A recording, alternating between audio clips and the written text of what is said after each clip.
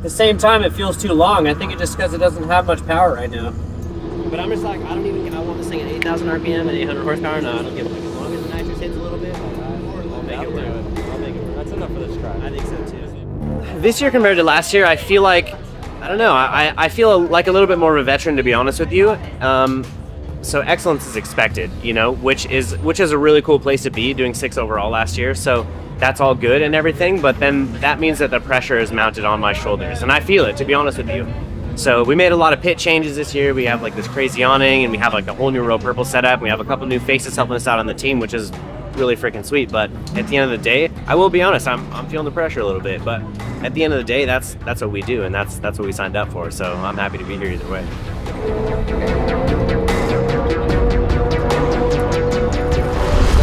It was my first lap. It shut off. I don't remember if I had the high idle on or not.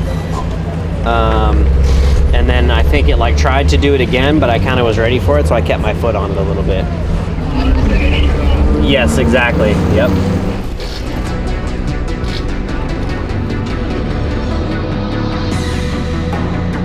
Tuesday started off with a dyno session first thing in the morning. We had a different motor in the car. We had all sorts of drama with the engine starting like a couple weeks ago, so we're kind of thrashing a little bit. We thought we were going to be super early with like getting our prep done, the car all happy and everything, but this is drifting. This is what happens. We had a couple engine issues, so made it past that. So straight off of the dyno, right over to Long Beach Media Day. We had to park a truck and trailer outside of the gate because they wouldn't even let us in.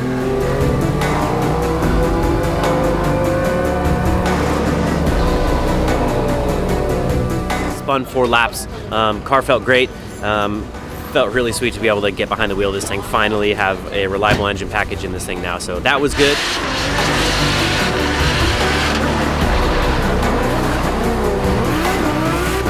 Wednesday, we ended up taking our race cars over to the Pike Bar. So a bunch of us guys got in our cars. I took the diesel wagon, drove it over to the Pike Bar, hung out there for a little bit, cruised back.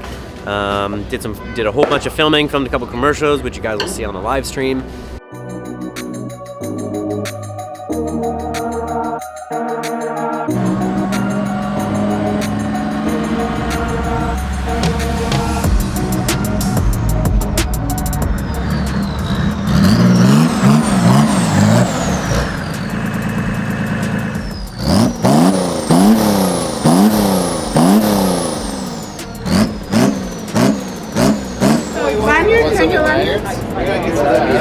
What's that?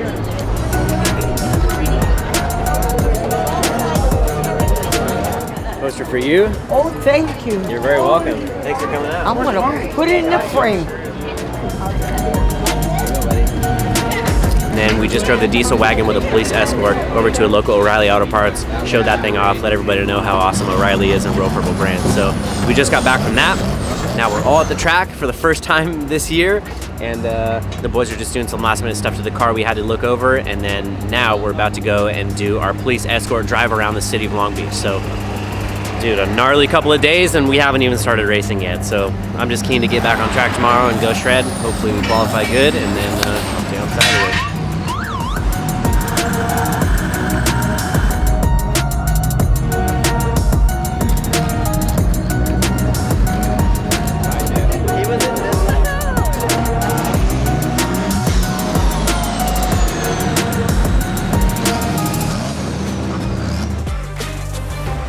Welcome to Long Beach. That's right.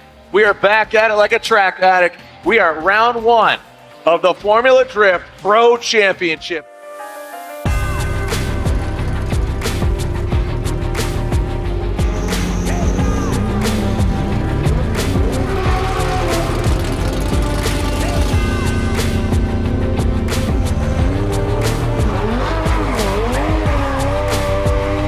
Going into practice, to be honest with you, I was definitely nervous. A couple of car issues earlier this week, and then we got the car off the dyno. We're down a little bit on power right now, to be honest with you, but I think that at the end of the day, that's probably a good thing at this track.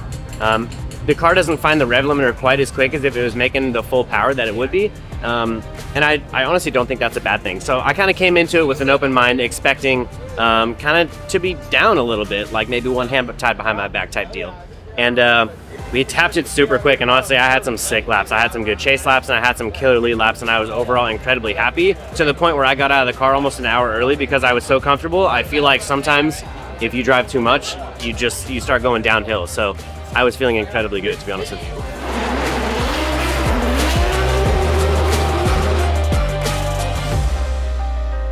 I told Chuggy to look under the hood every time the car came back from a lap, because you never know, something might be a little bit loose or whatever, and it paid because luckily we caught it early.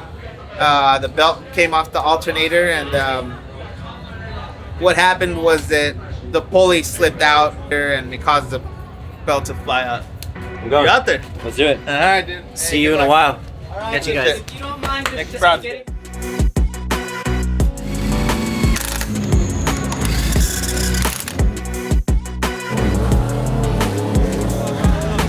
We got back from the track last night at about 11:30 p.m. Got to sleep at about midnight. Had to get up at 5 to come up here this morning. So definitely feeling a little lethargic for sure.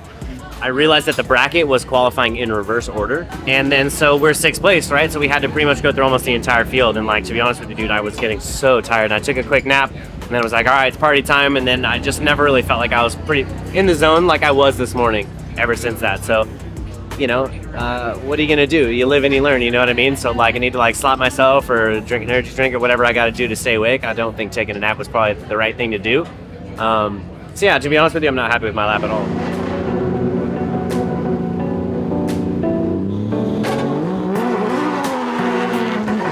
To push it as hard as they can. Here we go, Dylan Hughes up next. Dylan the Dozer Hughes.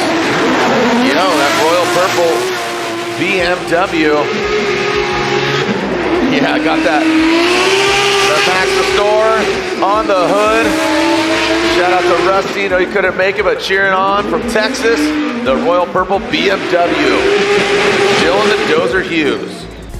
All right, an 82 for Dylan Hughes, an 82. Congratulations to him. Like, it was probably one of my worst laps of the day.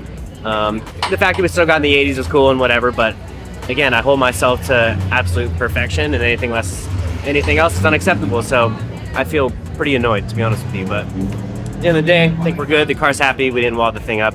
At the end of the day, it's all good. But you just expect perfection, you know. So I'm definitely frustrated. Definitely, I had to go pout in the corner for a little while. But I'm good now. Oh, hello.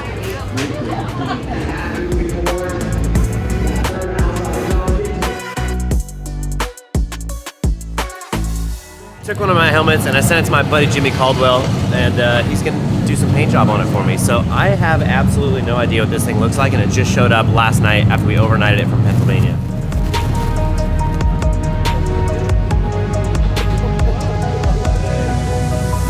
Dude,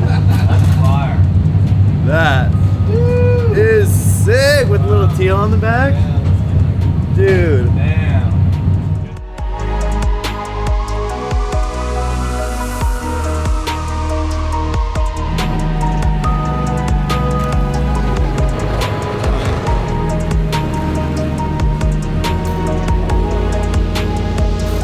It's been a gnarly couple of weeks, I'm not gonna lie to you. Issues and team stuff, and I don't know, it's just a lot. The days feel like they're exhausting. We had a bunch of midnight runs and you know, just up early and everything, so I just felt a little bit tired, and I feel like I couldn't really shake that today or yesterday, which is not really like me. But you know, what are you gonna do? It's part of the deal.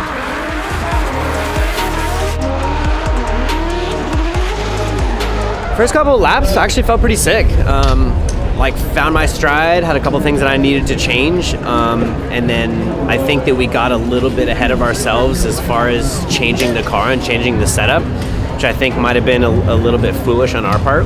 With hindsight, I wish we just would have left it exactly how it rolled off the trailer, or rolled into the trailer, like after practice last night. So, you know, you live and you learn. What are you gonna do, right? So, yeah.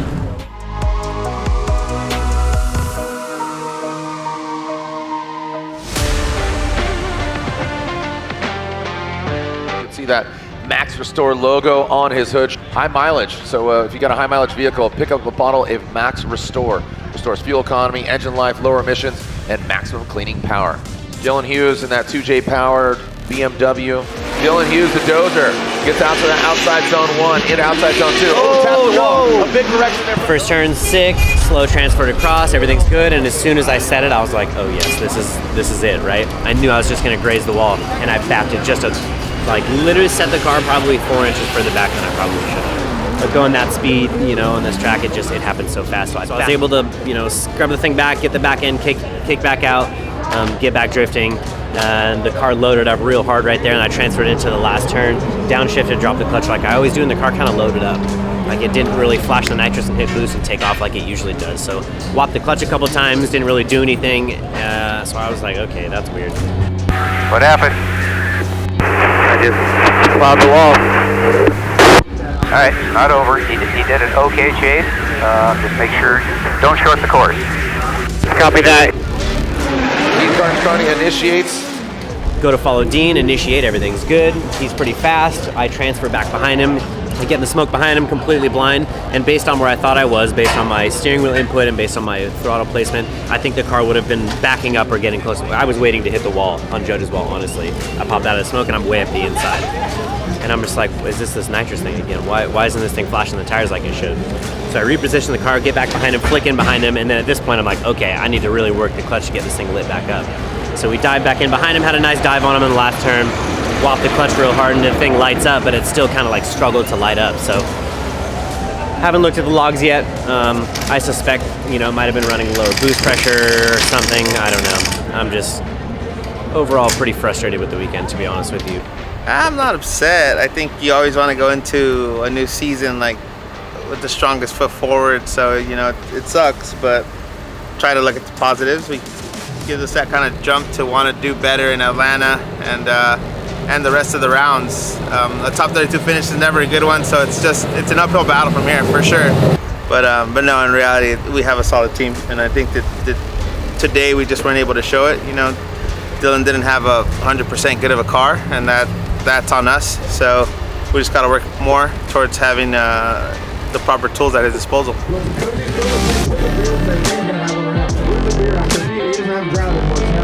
You know, today's one of those unacceptable days, but you know, what are you gonna do? You brush it off and move forward, right?